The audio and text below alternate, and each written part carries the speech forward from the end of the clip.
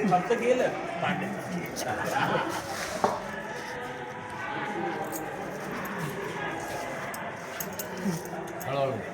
हळू.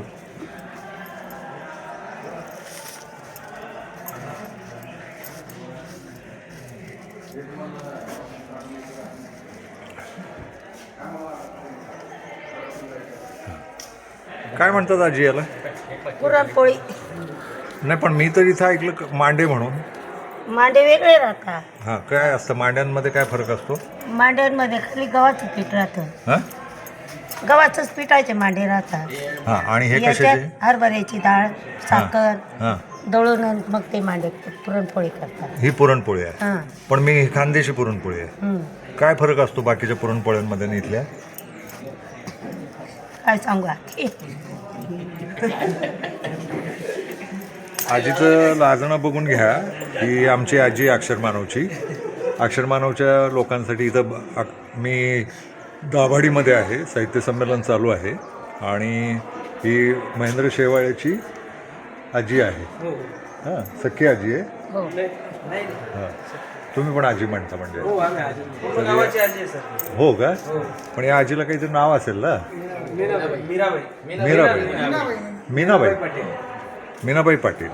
तर मीनाबाई पाटलांनी हे आज आम्हाला पुरणपोळी आणि खानदेशी पोरच या पुरणपोळीला मांडे म्हणून बदनाम करतायत. हां, ही आहे पुरणपोळी आणि ही खानदेशी पुरणपोळी आहे.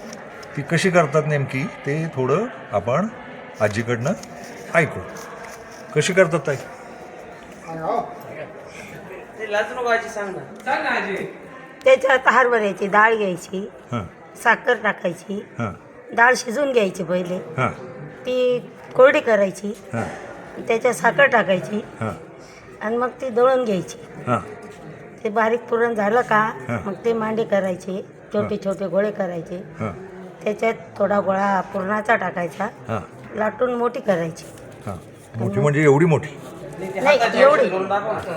कसं करायचं? अशी अशी अशी करायची. अशी हां, आणि ही ती- अशी घ्यायची. हां आता गेली तर गेली ही. आता हां ही अशी घ्यायची, हां अशी करायची, हां हां हां अशी करायची, हां हां हां अशी करायची, मग अशी टाकायची. आणि कशावर टाकायची? खापरावर? कापराव खापरावर शिजवायची? हां. चुलीवर आणि खापरावर? कापराव. रात्री 3:30 वाजता उठून गेली आहे सर. विचारा. रात्री 3:30ला केलंय? हां. किती लोकांसाठी किती पोळ्या केल्या अशा? त्या का 100 लोकांसाठी 70 पोळी गेली होती. तुम्हाला कसं कळलं 70 पोळी तर 100 लोक उरकतील? आम्हाला कायमचं आहे ना. अंदाज आहे? हां हां. हां. किती वय आहे आधी तुमचं आता? काय सांगू? बरं नका सांगू वय, पण आयुष्यभर हे केलं. हां. हां, पुरणपोळीच आहे नाही? मांडा वेगळा असतो. हां. मांड्यात काय फरक असतो मग याच्या? मांड्यात फक्त गव्हाचंच पीठ हां. राहतं आणि मीठ राहतं, दुसरं काहीच नाही राहत. हां हां हां. मांडे बी असेच करावं लागतात. पण फार सुंदर झाले होते. मी खरं ते सांगायला आलो होतो. म्हणजे फार सुंदर अनुभव होता. आणि मग बाकीचं काय काय या पुरणपोळीबरोबर काय काय खायला देता तुम्ही? खीर, हां. बासुंदी. खीर, बासुंदी. खीर कशाची असते? हेच ना, रसाबरोबर बी भारी लागते. रश्श्याबरोबर? रस रस रस, आंब्याचा रस. आंब्याचा रस. हां हां हां हां. पण खीर कशाची केली होती? खीर का याची केली होती ना, खव्याची. खव्याची खीर? खवा, खोबरं, काजू, बदाम, पिस्ता, चारोळे, सगळं, साखर, हां तूप. हां हां. तर खिरीबरोबर खाल्लेली चालते, बासुंदीबरोबर खाल्ली चालते, आमरसाबरोबर. आमरसाबरोबर जास्त आणि खात. ते मग हे रस्सा कशाचा दिला होता हा रस्सा? हा. तो रस्सा हरभऱ्याची डाळ शिजवली होती, हां ती मग दळून घेतली, गाळून घेतली, हां कांद्याचं पेस्ट केलं, खोबऱ्याचं पेस्ट केलं, हां हां हां आणि ते काळा मसाल्यामध्ये. हां. पण तेही चवदार झालंय.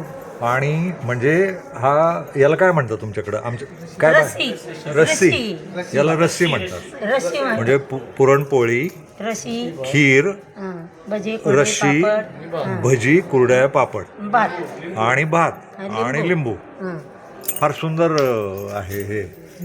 मी या व्हिडिओबरोबर संदेश भंडारे यांनी काढलेला फोटोही टाकतो. ताटाचा खरं मी व्हिडिओ नाही केला, कोणाकडे असेल तर घेतो आणि तोही टाकतो.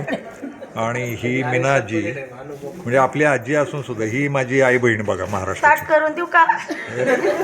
झालं जेवण त्यांचं. हा ताट किती टाका. हा, ताट करून द्या बघू. फोटो काढावे.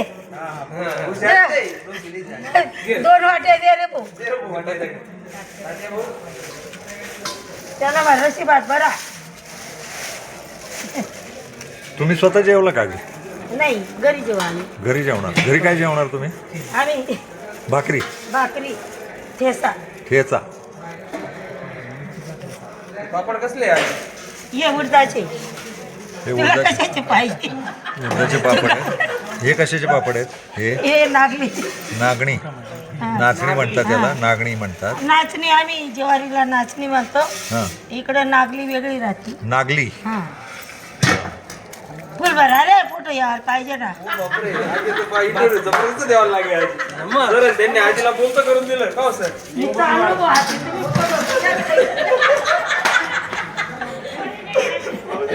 तुम्ही लिंबू ठेवाले पाहिजे. लिंबू ठेवू. लिंबू, भजी, भजी राहिली. पुरी निघली ना. रशी मोठं घेता. पुरी निघली ना. ए सोनू तू डबा करून दे त्यांना.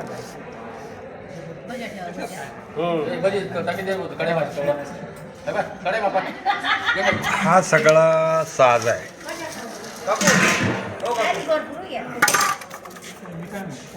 हा सगळा साज आहे आणि असं ताट सजलेलं आहे. याला म्हणतात खानदेशी पुरणपोळी. मी आहे मालेगाव तालुक्यातल्या दाभाडी नावाच्या गावात. इथं ही हे ताट आहे सजवलेलं सुंदर असं. आणि ती आजी लाजून पळालेली आहे. ज्या आजी तिकडे या खिडकीत जाऊन दडलेली आहे. या आपल्या मराठी मायमावल्या आहेत, ज्या कौतुक व्हायला लागले की लांब जातात. कौतुक घेण्याची सवय नाही. ही ती आजी आहे, ही पळाली.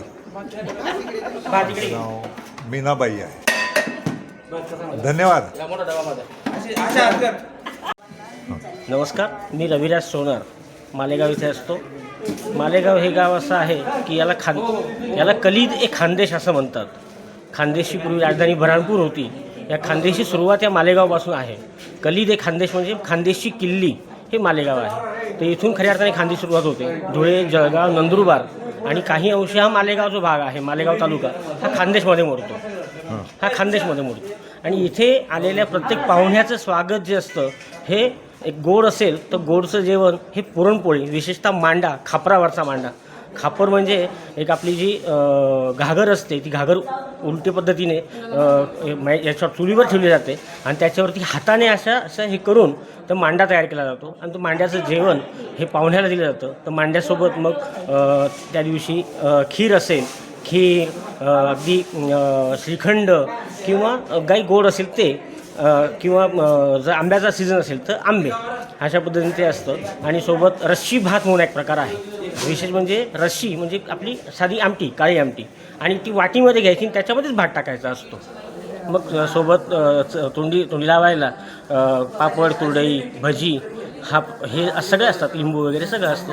आणि विशेष म्हणजे जर समजा पाहुणा नॉनव्हेजिटेरियन असेल, खवय्या त्या पद्धतीत असेल तर मग त्याला मटण किंवा चिकन त्याला असं केलं जातं. ही खानदेशी एक खास खाद्य संस्कृतीच म्हणावी लागेल. अशा पद्धतीने खानदेशी मध्ये तुम्ही संगमेश्वर बद्दल काही हो बोलता? इथे संगमेश्वर म्हणून एक भाग आता आहे. आपण दाभाडीत उभे आहोत. दाभाडीच्या पलीकडे, नदीच्या पलीकडे. आपण इथे मालेगावपासून पश्चिमेला आपण दाभाडी म्हणून गाव आहे. मालेगावपासून 7 किलोमीटर अंतरावरती गाव आहे. आणि मालेगाव शहरामध्ये प्रवेश करताना महात्मा फुले पुतळा लागतो. आणि महात्मा फुले पुतळ्यापासून दक्षिणेकडे जाताना संगमेश्वर हा भाग लागतो. त्या संगमेश्वर भागामध्ये घरोघर बहुतांशी ठिकाणी हा एक व्यवसायच आहे. आणि मांडे बनवणे, आणि मांडे बनवून काही लोकांनी म्हणजे माडीवर माड्या बांधलेल्या आहेत. अगदी एक घर तो तुम्हाला असं दाखवेन मी की त्या घरामध्ये लिफ्टची सोय आहे, पण ती घरातली माय माऊली मांडे करते. हे वैशिष्ट्य आहे मालेगावचं आहे. आणि जे आमचे मुंबईकडची किंवा पुण्याकडची मंडळी इकडे जेव्हा जळगावकडे किंवा इकडे येतात तर इथे मालेगाव तालुक्यामध्ये रस्त्यावरची जी गावं आहे हॉटेल आहेत मोठमोठे कार ढाबे वगैरे अशा पद्धतीचे, तर तिथून मांडे घेऊन जातात. म्हणजे इथली मायमाऊली 60 रुपयाला मांडा विकते, ते तिथे 300 रुपयाला विकतात. अरे वा. हां. आणि इथून ती सकाळी म्हणजे ती पहाटेपासून उठून 3-3:30पासून उठून तयार करते. हे हॉटेलमध्ये ठेवतात आणि हॉटेलमध्ये ठेवल्यानंतर ते ओव्हनमध्ये गरम करून देतात. वरून साजूक तुपाची धार वगैरे म्हणतात. अशा पद्धतीने हे मांडा व्यवसायसुद्धा इथे मोठ्या प्रमाणात चालतो. म्हणजे एकेकाळची मांड्याची ही जी आपल्या घरची खाद्य संस्कृती होती ती बाजारात आली आणि ती व्यवसाय समुद्रापार गेली आहे. हां? 7 समुद्रापार गेली आहे. अरे वा. हो. वा, वा. म्हणजे परदेशातही इथून पाठवली जाते. वा, फार सुंदर माहिती दिली. आणि हे मला वाक्य आवडलं, मांड्यावर माड्या बांधणारे लोक. हे होते रविराज सोनार. आपल्याकडे एक म्हण पण आहे, हां. कोंड्याचा मांडा करणे. हो हो हो. म्हणजे जी सुरणबाई असते ना, ती कोंड्याचा मांडा करते. ही म्हण या खानदेशपासून आलेली आहे. अरे वा वा वा वा. आणि ज्ञानेश्वरांच्या ओवीमध्ये पण मांडा हा शब्द आलेला आहे. म्हणजे ताटी उघड्या ज्ञानेश्वर ही जेव्हा मुक्ताबाई म्हणते, तर मुक्ताबाईचे जे ताटीचे अभंग आहे त्याच्यामध्ये पण मांडाचा संदर्भ आहे. तो हा खानदेशचा संदर्भ आहे. वा, फार धन्यवाद, फारच धन्यवाद.